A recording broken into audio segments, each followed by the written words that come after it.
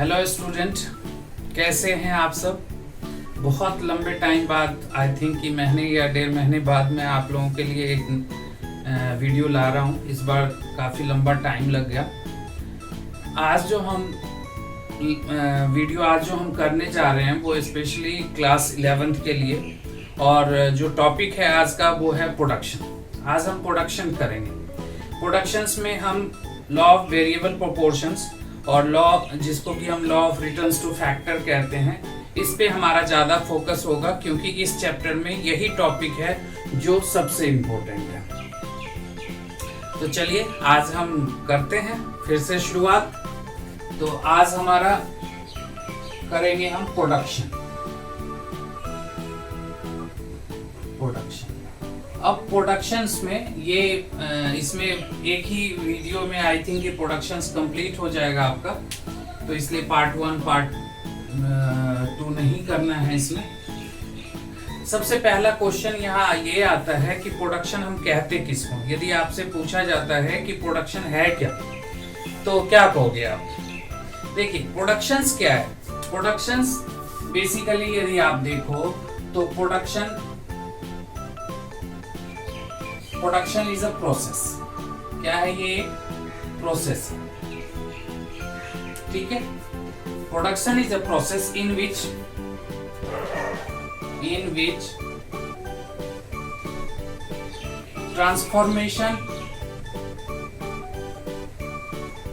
transformation of input into output. क्या है ये?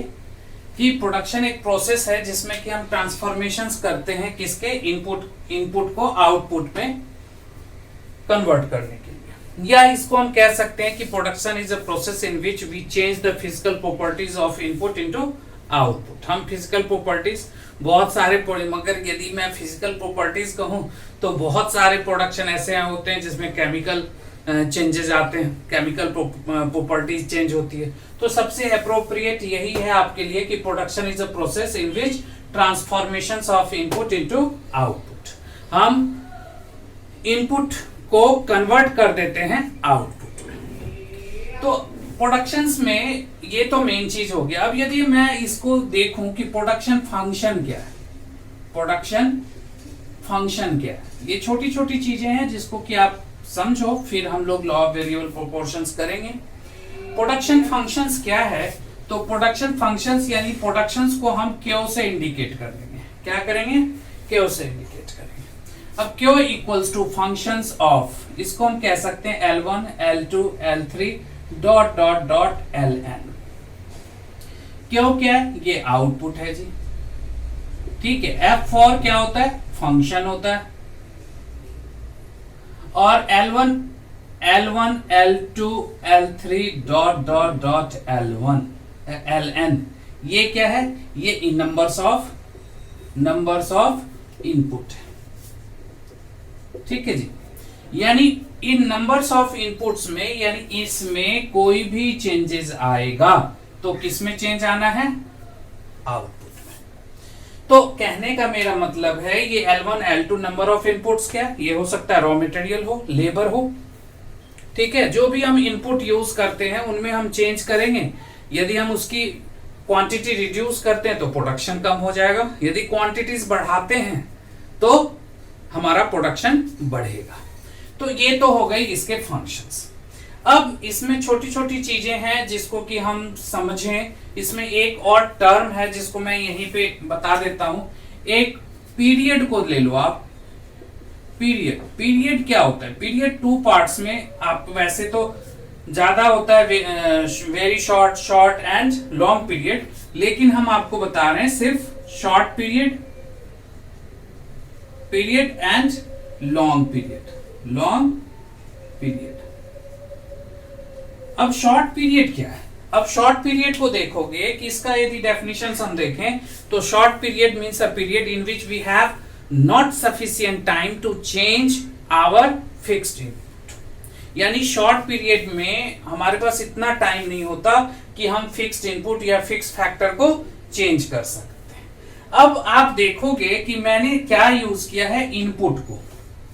इनपुट, तो इनपुट आपका क्या हो जाएगा, दो पार्ट्स में बट जाएगा, एक फिक्स्ड जिसको और दूसरा होता है वेरिएबल। ठीक है जी। फिक्स्ड होता है, फिक्स्ड इनपुट्स या fixed factor are those factor which we can't change in a short period.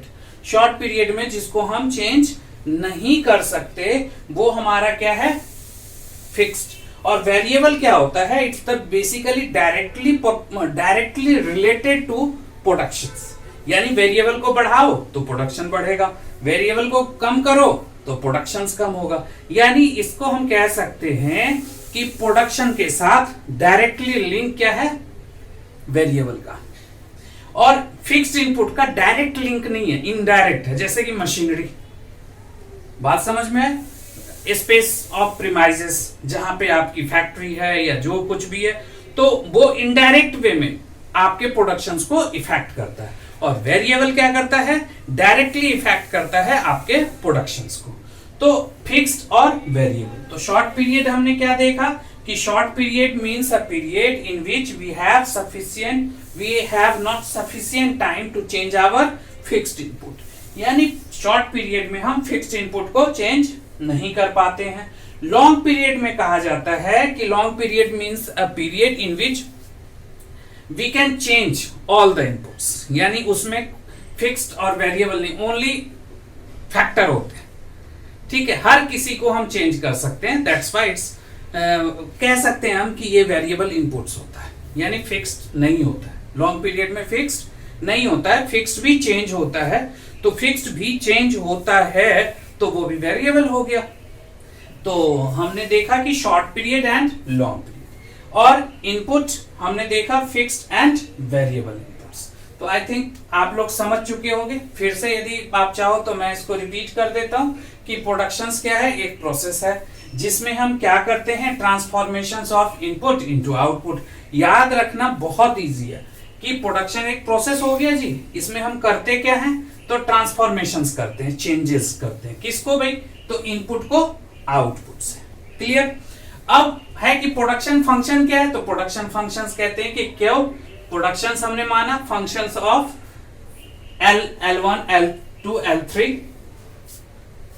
Dot LN, all these are input, all these are inputs. ये सारे इनपुट्स हैं, नंबर ऑफ इनपुट्स हैं। या इसको यदि हम लॉ ऑफ वेरिएबल प्रोपोर्शंस के sense में लें तो all these are the variable inputs, all these are variable inputs. क्योंकि यदि शॉर्ट और लॉन्ग पीरियड में हम इसको क्लासिफाइड करें तो हमें इंडिकेट करना होगा वेरिएबल इनपुट्स, अदरवाइज इनपुट हम कह सकते हैं। तो ये तो हो गई है। अब पीरियड का मतलब होता है एक टाइम फ्रेम। टाइम फ्रेम में हम पीरियड में आप देखो कि इसको शॉर्ट पीरियड में मैंने किया और लॉन्ग पीरियड में। फिर इनपुट को देखो, इनपुट क्या हो गया, fixed and variable. Short period में मैंने क्या आपको बताया कि short period means a period in which we have not sufficient time to change our fixed input. हमें इतना टाइम नहीं होता कि हम अपने फिक्स्ड इनपुट को चेंज कर सके। अब इसको समझने के लिए आपको मैं एक एग्जांपल देता हूं। अब बताइए कि यदि मैं ये पेन प्रोड्यूस करता हूं, ठीक है, पेन की मैं प्रोडक्शन कर रहा हूं।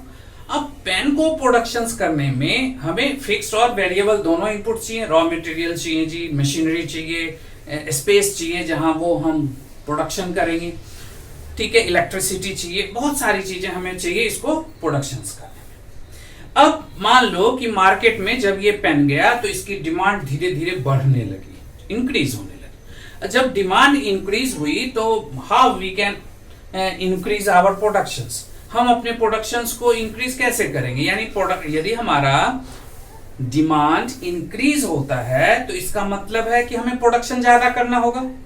तो प्रोडक्शन ज्यादा करने के लिए हमारे पास तरीका क्या है, हमारे पास तरीका क्या है, तो हमारे पास है कि वी कैन इंक्रीज और decrease our productions only with the help of variable inputs. Fix तो है, फिक्स के हेल्प से होगा, लेकिन वेरिएबल इनपुट से हम प्रोडक्शंस को इंक्रीज और डिक्रीज कर सकते हैं। बात समझ में आ गई। तो इस तरह से ये फंक्शन हो गया आपका, तो ये क्लियर हो गया होगा। अब मैं आपको लॉ ऑफ वेरिएबल प्रोपोर्शंस बता देता हूं, अब आप उस चीज को समझ पाओगे। देखो कि प्रोडक्शंस थ्योरी की यदि मैं बात करूं तो थ्योरी ये दो तरह से काम करता है, एक शॉर्ट पीरियड का थ्योरी है, एक लॉन्ग पीरियड का। एक को हम कहते हैं law of returns to factor, law of returns to factor, और दूसरा क्या होता है हमारा law of returns to scale. ठीक है जी, इसी को हम लॉ ऑफ वेरिएबल प्रोपोर्शन कहते हैं, लॉ ऑफ वेरिएबल प्रोपोर्शन। यही हमारा क्या हो गया, law of variable proportions. Actually ये जो है ये कब काम करेगा, शॉर्ट पीरियड में। क्या, शॉर्ट पीरियड में। और ये काम करता है लॉन्ग पीरियड में, लॉन्ग पीरियड में। ठीक है जी। अब है क्या कि शॉर्ट पीरियड में इसमें जो इनपुट्स की यदि हम बात कर लें तो इनपुट्स इसमें दो होते हैं, यानी फिक्स्ड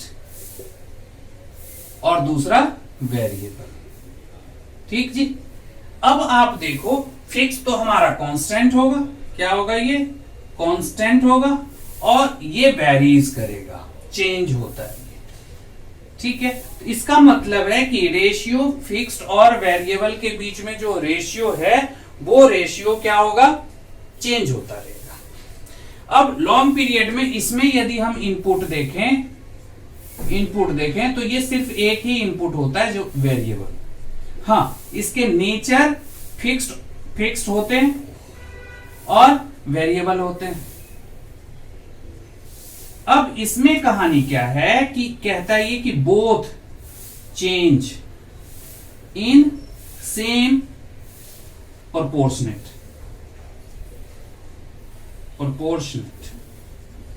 दोनों ही सेम प्रोपोर्शनेट में चेंज होगा, जबकि इसमें क्या होता है, ऐसा नहीं होता। ये जो चेंज होगा एक तो फिक्स्ड ही रहता है, कांस्टेंट होता है, दूसरा क्या है, वेरिएबल है, तो सिर्फ ये चेंज होगा। तो इनके बीच में जो रेशियो होता है वो चेंज होता रहता है। लेकिन यदि इसमें 1:2 का रेशियो है तो ऑलवेज चेंज, यानी इंक्रीज और डिक्रीज इन सेम प्रोपोर्शनेट 1:2। तो अभी जो हम करने जा रहे हैं वो law of returns to factor and law of variable proportions हम करेंगे।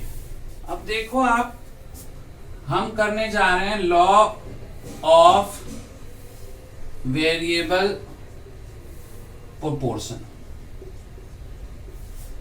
लॉ ऑफ वेरिएबल प्रोपोर्शन, या इसी को हम कहते हैं law of returns to factor. ठीक है जी, ये आज अभी मैं आपको समझाने जा रहा हूं। इसको बिल्कुल ध्यान से आप लोग बिल्कुल कंसंट्रेट होके समझें, बहुत इजी है और एग्जाम पॉइंट ऑफ व्यू से बहुत इंपॉर्टेंट है। पहले यही माइक्रो इकोनॉमिक्स 12th में हुआ करता था, अब ये 11th में है, तो इसमें बोर्ड पॉइंट ऑफ व्यू से भी ये बहुत इंपॉर्टेंट होता था। बोर्ड में किसी न किसी तरह से डायरेक्ट इनडायरेक्ट वे में इसमें से क्वेश्चन होता ही होता था। तो आपके 11th में भी, स्कूल एग्जाम में भी आपके ये आएंगे ही आएंगे। अब आप देखो लॉ ऑफ वेरिएबल प्रोपोर्शंस कहता क्या, लॉ ऑफ वेरिएबल प्रोपोर्शंस कहता है कि when we employed more and more variable factor या इनपुट, जो भी आपको लिखना चाहो आप लिख सकते हो, variable input with fixed factor. ठीक है जी, यानी when we employed more and more variable factors with fixed factor, या इसको आप इनपुट भी कह सकते हो। तो मैं यहाँ इनपुट भी लिख देता हूं जिससे आप लोग कंफ्यूज ना हो, यहाँ इनपुट भी है। ठीक है, तो क्या होता है कि क्या होगा इसका, तो when we employed more and more variable input with fixed input, initially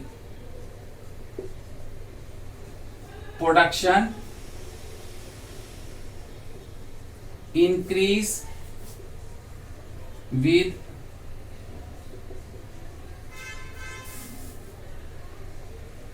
increasing rate than production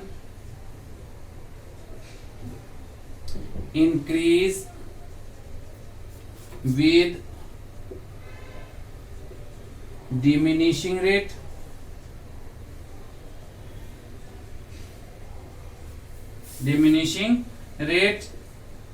and finally production fall. क्या होगा जी? प्रोडक्शन फॉल कर जाएगा।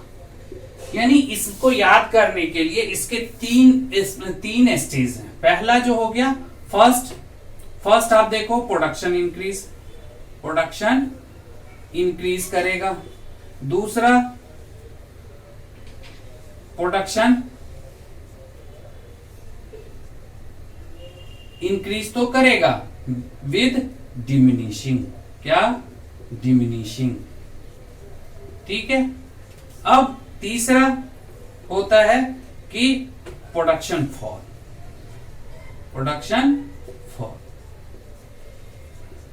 ठीक है। ये तीन तरह से तीन पार्ट्स में ये डिवाइड होता है कि when we employed more and more variable factor या inputs with fixed input, initially production increase with increasing rate, then production increase with diminishing rate, and then finally production fall. इसका क्या मतलब? इसका मतलब होता है कि जब कभी भी हम वेरिएबल इनपुट्स को फिक्स्ड इनपुट के साथ बढ़ाते जाएं, यानी उसकी नंबर्स को इंक्रीज करते जाएं, तो होता क्या है कि हमारा प्रोडक्शन जो होता है रैपिडली इंक्रीज होता होगा। उसका रीजन क्या है कि जो कॉम्बिनेशंस होना चाहिए फिक्स्ड और वेरिएबल में वो प्रॉपर हो रहा होता कि जितनी रिक्वायरमेंट है उतनी। अब मान लीजिए कि पूरा 1 एकड़ लैंड है या एक मशीन की बात कर लें, तो सबसे अच्छा लैंड का ही एग्जांपल लेते हैं। 1 एकड़ लैंड। अब 1 एकड़ लैंड में आप एक लेबर यूज कर रहे हो तो उसकी प्रोडक्टिविटी तो नहीं हो पाएगी, लेकिन जैसे ही आप एडिशनल 1 लेबर आप बढ़ाओगे 1 एकड़ लैंड में, तो क्या होगा? उसकी लेबर की जो एफिशिएंसी है वो बढ़ेगी, जिससे कि प्रोडक्शन रैपिडली बढ़ेगा। तो इनिशियली जैसे जैसे आप लेबर बढ़ाते जाते हो आपका प्रोडक्शन रैपिडली इंक्रीज होगा। क्लियर? दूसरी तरफ फिर भी आप यदि वेरिएबल इनपुट्स बढ़ाते जा रहे हो तो अब वो सिचुएशन आ जाता है जो ऑप्टिमम कॉम्बिनेशंस, यानी एक लैंड के लिए 1 एकड़ लैंड के लिए जितनी लेबर की रिक्वायरमेंट होनी चाहिए मैक्सिमम, उसकी तरफ हम बढ़ते चले जा रहे हैं, जिससे प्रोडक्शन तो हमारा बढ़ता है लेकिन डिमिनिशिंग रेट से। और वो स्टेज क्लियर करने के बाद फिर भी यदि हम अपनी लेबर की क्वांटिटी को बढ़ाते जाएं तो अब जो ऑप्टिमम कॉम्बिनेशंस हैं, परफेक्ट कॉम्बिनेशंस हैं, जहां प्रोडक्शन हमारा मैक्सिमम हो सकता है, वो चीज ब्रेक हो जाता है। वो क्या होगा? ब्रेक हो जाएगा, फिर प्रोडक्शन फॉल हो जाएगा। एक लिमिट होगी ना कि इतने लेबर से ज्यादा यदि हम लगाएंगे तो उनकी एफिशिएंसी कंप्लीटली फॉल होगी। तो यदि एफिशिएंसी फॉल होगी तो प्रोडक्शन फॉल होगा। 1 एकड़ लैंड में एक लिमिट से ज्यादा आप लेबर यूज नहीं कर सकते हो। तो यानी जो कॉम्बिनेशन है किसके बीच में? फिक्स्ड और वेरिएबल इनपुट्स के बीच में, वो ब्रेक हो जाता है। तो बिल्कुल क्लियर समझ गए होगे। तो ये चीजें, चलिए तो इसको हम लोग शेड्यूल और डायग्राम भी अभी हम बताएंगे, लेकिन इसमें जरा सा एक चीज और मैं आपको बता दूं कि शुरू में मैं नहीं बताया आपको कि प्रोडक्शन बेसिकली 3 पार्ट्स में डिवाइड हो जाता है, टीपी, एपी एंड एमपी। ठीक है। टीपी क्या है? इसको हम टीपीपी भी बोलते हैं, बहुत सारी बुक में इसको टीपीपी भी बोलते हैं, इसको एपीपी भी बोलते हैं और इसको एमपीपी भी बोलते हैं। यानी टीपीपी क्या हो गया हमारा?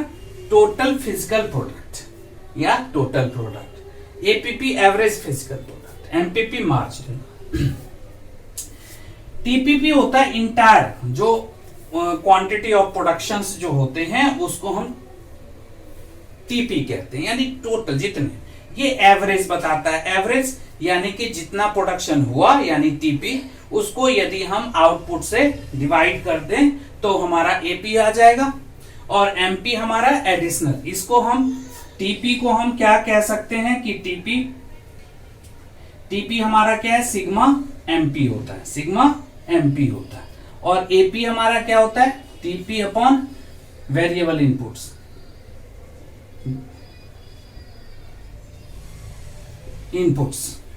ठीक है। और एमपीपी हमारा TP N minus TP N minus 1 होता है, ठीक है। तो इस तरह से हमारा एमपी निकल जाता है। तो आप देखो कि ये सारी चीजें इसलिए मैंने अभी बता दिया कि क्योंकि शेड्यूल अभी बताऊंगा, और कुछ बच्चों को यदि ये नहीं पता है तो शायद फिर वो समझ नहीं पाते, इसलिए मैंने उनके लिए बता दिया कि ये चीज ये होता है, क्लियर। तो अब हम लोग चलते हैं शेड्यूल और डायग्राम की तरफ। देखो यहाँ पे आप लोग कि ये हो गया प्रोडक्शन शेड्यूल। क्या है, प्रोडक्शन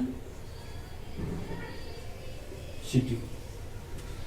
इसमें मैंने क्या किया, पहले इनपुट लिया, इनपुट में मैंने क्या किया, फिक्स्ड में लैंड ले लिया सपोज करिए, और फिर लेबर ले लिया, ठीक है। फिर टीपी हो गया हमारा, फिर एपी हो गया, फिर एमपी हो गया। लॉ ऑफ वेरिएबल प्रोपोर्शंस में एपी दिखाने की जरूरत नहीं है, लेकिन फिर भी मैं शेड्यूल में ले रहा हूं, क्योंकि यदि आप रिलेशंस करना चाहोगे टीपी एपी एमपी में तो वो भी हो जाएगा इसमें। यानी लॉ ऑफ वेरिएबल प्रोपोर्शंस में एपी का कोई रोल नहीं है, इसलिए एपी यदि शेड्यूल में आप नहीं भी करते हो तो कोई दिक्कत नहीं है। अब लेंथ हमारा क्या है, कांस्टेंट है, 1 1 1 1 1, ठीक है। ये लाइन खींच लेता हूं मैं, जिससे कि आपको इजीली इसको समझ पाओगे, ठीक है। अब लेबर हमने क्या किया, 1 2 3 4 5 6 लेबर ले लिया। अब सबसे पहले मैं एमपी से शुरू करूंगा, सपोज करिए 1 के केस में 2, और यदि आप सेकेंड एडिशनल 1 लेबर आप यूज करते हो तो 4 यूनिट यानी 2 एक्स्ट्रा यूनिट आपके प्रोडक्शन बढ़ गए।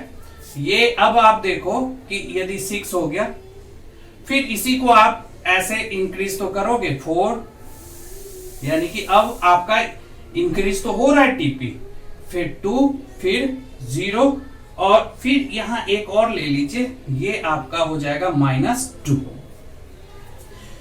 जैसा मैंने आपको बताया कि टीपी हमारा क्या होता है, सिग्मा एमपी होता है, सिग्मा एमपी। तो इसको टोटल कर दो आप, यानी 2 हो जाएगा, ये 6 और 6 6, ये क्या हो गया 12, 12 4 16, 16 2 18, ये हो गया 18, और फिर ये 16। यानी प्रोडक्शंस हमारा इस केस के बाद से प्रोडक्शंस हमारा फॉल होता गया।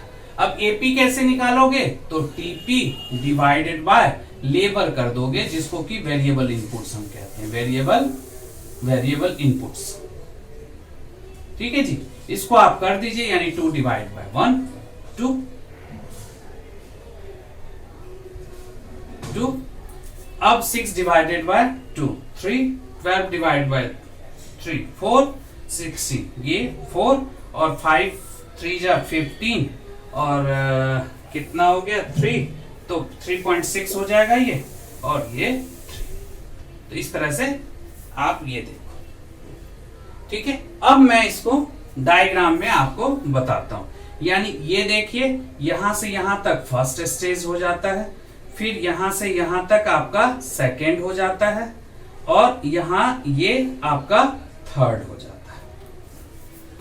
बिल्कुल क्लियर। शेड्यूल भी मैंने ऐसा लिया है, नंबर्स इसमें डाटा ऐसे ले रखे हैं जो कि आपको याद रहेगा। यानी MP2 स्टार्ट करोगे आप MP से, इजी होगा। 2 4 6, फिर 4 2 0 कर दीजिए, फिर -2। ये इजीली आप इसको जब आप प्लॉट करोगे तो देखो, ये देखो, ये हो गया आपका y एक्सिस, ये हो गया x एक्सिस, ये हो गया ओरिजिन। यहां पे हम टीपी, एपी और एमपी तीनों चीजों को मैं आपको दिखा रहा हूं। ये आपका यहां पे हो गया वेरिएबल इनपुट, ठीक है जी। अब आप देखो कि जब आप इसको इस पे प्लॉट करोगे तो हमारा जो टीपी है वो ऐसे ऐसे ऐसे इसको बढ़ाओ, ठीक है जी, बढ़ाए। इसको प्लॉट करोगे, फिर ये यहां से ऐसे हो जाएगा, ऐसे। ये हो गया आपका टीपी। जहां मैक्सिमम है वहां से एक स्ट्रेट लाइन, डॉटेड लाइन आप ले लेना, डॉटेड लाइन ले लो, वो दिखता भी अच्छा है और अच्छा लगेगा। फिर यहां जहां से ये मैंने ब्रेक किया था, यहां से एक ले लीजिए, इसको भी आप चाहें तो डॉटेड लाइन ले लो, ठीक है। अब आप देखो कि जो हमारा एमपी है, एमपी के साथ क्या है कि जैसे ही आपका डिमिनिशिंग होना शुरू होता है यहां से, तो हमारा जो एमपी है वो मैक्सिमम होता है, एमपी हमारा मैक्सिमम हो गया जी, यहाँ मैक्सिमम हो गया। और यहां से फिर ये गिरना शुरू करेगा ऐसे, ये नेगेटिव हो जाएगा, ये हो गया एमपी, ठीक है। और एपी के लिए क्या है, जहां से हमारा एमपी फॉल हो रहा होता है, जैसे ही एमपी हमारा एमपी मैक्सिमम होता है, मैक्सिमम जैसे ही हमारा एमपी हो जाता है तो वहां पे हमारा एपी भी फॉल होने लगता है। अब आप देखो कि यहाँ पे 4 जैसे ही है, यहाँ तो 4 इज मैंने आप देख चुके हो कि एपी यहाँ इक्वल है, और एपी जैसे ही हमारा एमपी मैक्सिमम होता है वहां के बाद से हमारा एपी भी फॉल होने लगता है, यानी ये आपका ऐसे जाएगा और ये यहां फॉल हुआ ऐसे, ये हमारा एपी, ठीक है, बात समझे। तो इसका मतलब है कि जैसे ही हमारा मैक्सिमम हो गया, मैक्सिमम जो हमारा होता है, मैक्सिमम के केस में यहां देखो आप, एमपी मैक्सिमम है ना, एमपी मैक्सिमम है, तो एमपी मैक्सिमम होने के बाद वो फॉल ही करेगा। तो इस तरह से ये देखो कि ये आपका, ये यहां से यहां तक फर्स्ट, ये सेकंड और ये थर्ड स्टेज हो जाता है। होता क्या है कि ये एप्लीकेबल क्या, एक्चुअली क्या है कि ये जो थ्योरी है वो आप 2 पार्ट्स में, 3 पार्ट्स में आप कर सकते हो। शुरू में तो इसको मार्शल ने कहा दिया था इस थ्योरी को, और उसने कहा था कि this theory is applicable in agriculture sector only, but आगे चल के मिसेस रॉबिन्स ने इसको और भी अच्छी तरह से एक्सप्लेन किया, कहा कि ये theory, this theory is very important, it's not only applicable in agriculture sector, it's also applicable in all the sector. किसी भी सेक्टर में आप चले जाइए, ये अप्लाइड होगा, ये काम करेगा।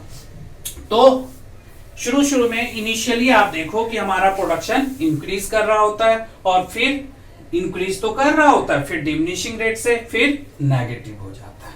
तो ये इसमें एक और चीज है कि आप इसमें एजम्पशंस भी, यदि आपका 4 से 5 नंबर के क्वेश्चन आ जाते हैं तो इसके एजम्पशंस भी आप लिखोगे कि इसमें क्या हो जाता है, एजम्पशंस में क्या क्या चीजें हो जाती है। जो इनपुट्स हैं जी उनमें कोई चेंजेस नहीं होगा, जैसा inputs first variable input use होगा वो होगा, दूसरी हमारा फिक्स्ड इनपुट चेंज नहीं होगा, वो कांस्टेंट होगा, एफिशिएंसी ऑफ लेबर क्या है वो सेम होगा, टेक्नोलॉजी हमारा सेम होगा। तो ये सारे एजम्पशंस हैं जो आपके बुक्स में गिवन है, उसको आप अच्छे से 4 या 5 एजम्पशंस इसके लर्न कर लीजिए, और फिर तो इसका समझ में आ गया। पहले स्टेटमेंट को फिर आप कहोगे कि इसको it can be explain with the help of schedule and diagram, फिर आप शेड्यूल बनाओगे, फिर डायग्राम बनाओगे, और फिर शेड्यूल और डायग्राम को एक्सप्लेन करोगे। हाँ, इसका एक और है कि रीजन बिहाइंड दिस लॉ के रीजंस मैंने शुरू में ही इसका डिस्कशन आपको